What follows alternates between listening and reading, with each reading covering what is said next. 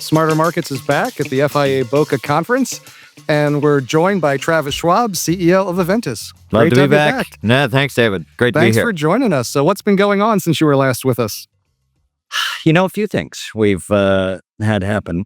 Just recently, a week and a half ago, we announced a transaction. So we had a private equity firm take a majority share in Eventus. And so we're super excited about that. Terminus Capital Partners. So that was really a way for us to kind of lean into areas that we've been doing for a long time. So, they're focused on client retention and kind of accelerating the engineering and product rollouts. And so super excited about that.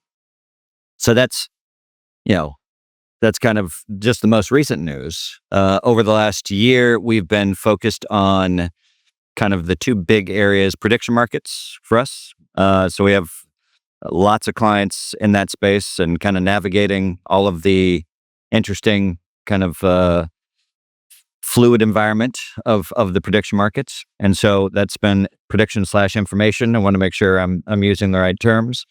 And then we are rolling out our product called Frank AI. So funny enough, AI was all the conversation last year. This year, no one cares about AI, and now they're talking about prediction markets. But for us, Frank has been a really exciting development for our clients, and we're kind of this deliberate rollout and seeing what the uptake is for that. And so that's where we've been spending our time. You'll be keeping busy. Trying to. And as you said, prediction markets are well represented at the conference this year. Is that part of many of the conversations you want to have, or who are you looking forward to speaking to this week? Yeah, for us, this is always a wonderful family reunion coming here. Ellen and I talk about I've close to 30 years been coming to Boca. So this is an opportunity to see friends that you don't get to see every day, month, quarter. For us, and then just the number of clients that we have here is, a lot. And so having that opportunity to see everyone in one place is really important. And then from a new business standpoint, it is absorbed by kind of prediction, crypto, TradFi moving into prediction and crypto, and tokenization, which is the intersection between all those things. And so we're trying to see as many people as we can. And, the speed dating here is great. So it's an opportunity to do all that. And you said, a lot of tokenization represented here this year, lots of conversations about 24/7 trading and clearing, and that whole convergence of traditional finance and the DeFi crypto world. When you look out, where do you think we are in that transition? Still very early. And so the pace, I've been trying to kind of think about how to think about the pace of change. So I think these changes in market structure and products and regulatory structures have been happening since capital markets were formed thousands of years ago, right? If you're trading, vases of oil versus tulips versus tokens on something, creating market structures is a movie we've seen over and over again. But is the pace of innovation that's happening faster? Probably because the tools that are underpinning these markets are more democratized, and so more people have access to it and are pushing the envelope forward. But it's still, the plumbing has to be built, and it takes time to build that plumbing. And so I think it's interesting. But I think we've picked 24/7 markets. We've been, crypto actually was leading the charge in that space, 10 years ago. We had to engineer our infrastructure and our technology to be able to handle that 10 years ago. So the fact that equity markets now want to go 24/7, and we're like, it's ho-hum a little bit. It's kind of a no-op for us.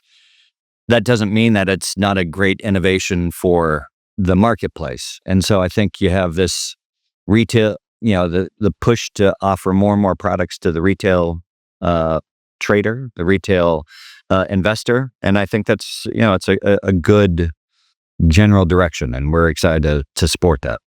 And when you think about the tokenization and the 24/7, sounds like the 24/7 is done in terms of plumbing and what you provide, what are clients coming to you for now? Outside of prediction markets, and that opens up a very interesting level of data integration. And so, the focus of prediction markets is insider trading, insider dealing. And so how do you suss out insider dealing in a market that is extremely fluid and might not have anything to do with the actual trading going on? And it's, if you know Taylor Swift, you're Taylor Swift's best friend from high school, and you know when she's going to get engaged, you go on, create a contract, and you bet on it.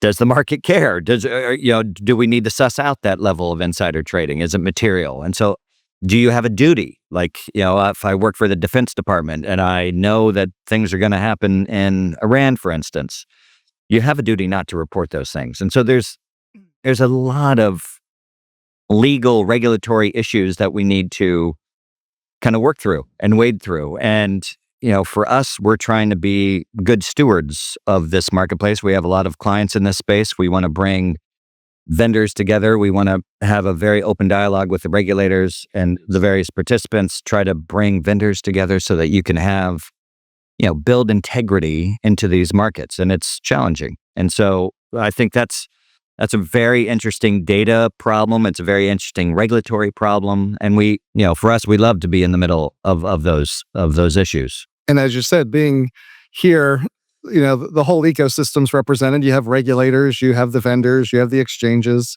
various market participants. What types of folks are you most interested in talking to this week?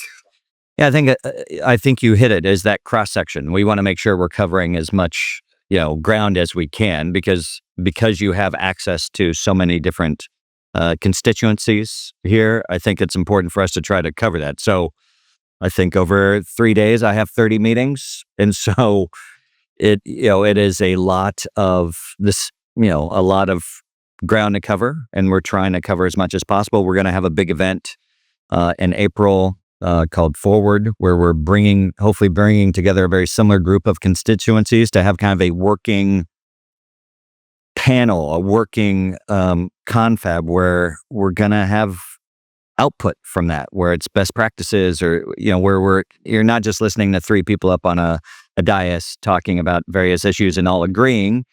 You're going to be asked questions to say, okay, how does this impact your business? How can we move forward? And we're going to try to publish some very interesting data out of this. And so we need actionable things coming out of these processes, and we're excited to try to get that going. And I imagine you're still early in your 30 meetings, so maybe Yes. you won't have an answer to this question yet, but I was curious if you had heard anything, any new ideas or things that are shifting your thinking a little bit.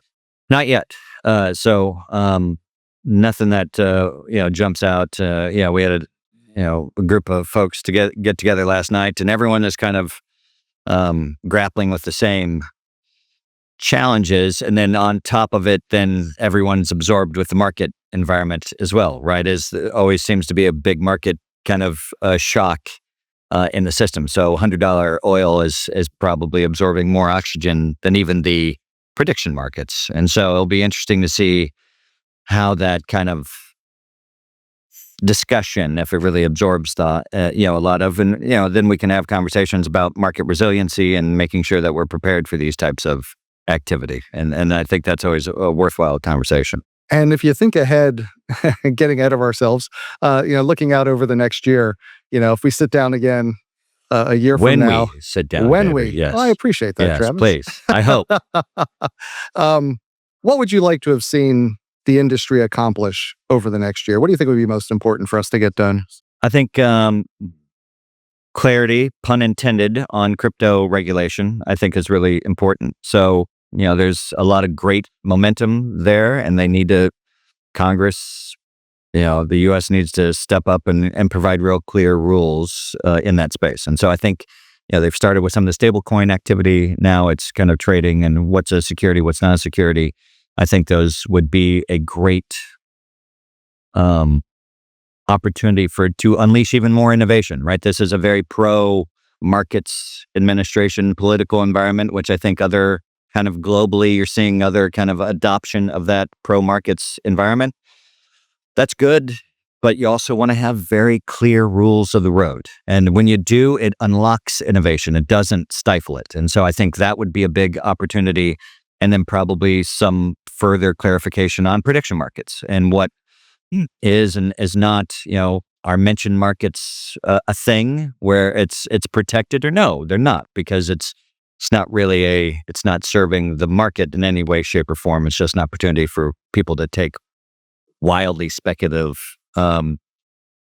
positions. And so I think those two areas would be great. And then, for us, we're still kind of right in the middle of this AI. No one's even talking about AI right now, but AI is really important, and it has big ramifications, especially in areas in the capital markets, and even more specifically within surveillance and compliance. And so we want to make sure there's very clear expectations from the regulators on what they expect to see on the programs and how you're implementing these type of technologies, and for people to get some more experience with it, because they're very powerful tools, but they can also be very powerfully wrong.